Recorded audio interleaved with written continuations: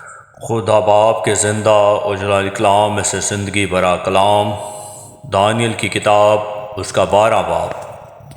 اور اس وقت مکائل مقرب فرشتہ جو تیری قوم کے فرزندوں کی حمایت کے لیے کھڑا ہے اٹھے گا، اور وہ ایسی تکلیف کا وقت ہوگا کہ ابتدائی اقوام سے اس وقت تک کبھی نہ ہوا ہوگا، اور اس وقت تیرے لوگوں میں سے ہر ایک جس کا نام کتاب میں لکھا ہوگا رہائی پائے گا، اور جو خاک میں سو رہے ہیں ان میں سے بتھیرے جاگ اٹھیں گے، بعض حیات ابدی کے لیے اور بعض رسوائی اور ذلت ابدی کے لیے۔ اور اہل دانش نور فلک کی مانند چمکیں گے، اور جن کی کوشش سے بتھیرے صادق ہو گئے ستاروں کی مانند ابدالآباد تک روشن ہوں گے۔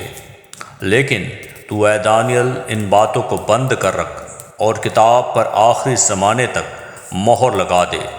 بتھیرے اس کی تفتیش و تحقیق کریں گے اور دانش افزون ہوگی۔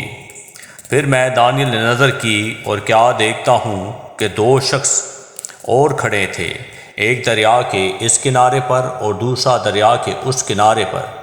اور ایک نے اس شخص سے جو کتانی لباس پہنے تھا اور دریا کے پانی پر کھڑا تھا پوچھا کہ ان عجائب کے انجام تک کتنی مدت ہے؟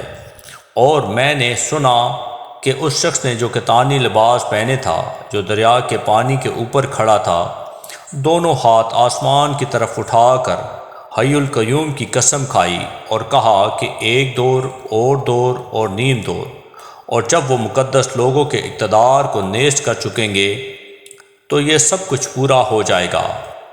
اور میں نے سنا پر سمجھ نہ سکا۔ تب میں نے کہا اے میرے خداوند ان کا انجام کیا ہوگا؟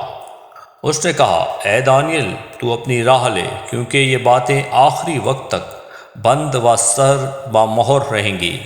پر بہت لوگ پاک کیے جائیں گے اور صاف و براق ہوں گے، لیکن شریر شرارت کرتے رہیں گے، اور شریروں میں سے کوئی نہ سمجھے گا پر دانشور سمجھیں گے۔ اور جس وقت سے دائمی قربانی موقوف کی جائے گی اور وہ اجاڑنے والی مکروہ چیز نصب کی جائے گی، 1290 دن پورے ہوں گے۔ مبارک ہے وہ جو 1335 روز تک انتظار کرتا ہے۔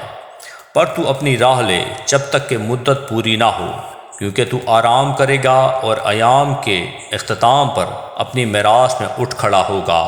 آمین۔ پاکلام کے پڑھے اور سنے جانے پر خداوند کی برکت ہو، خداوند کا شکر ہو۔ آمین۔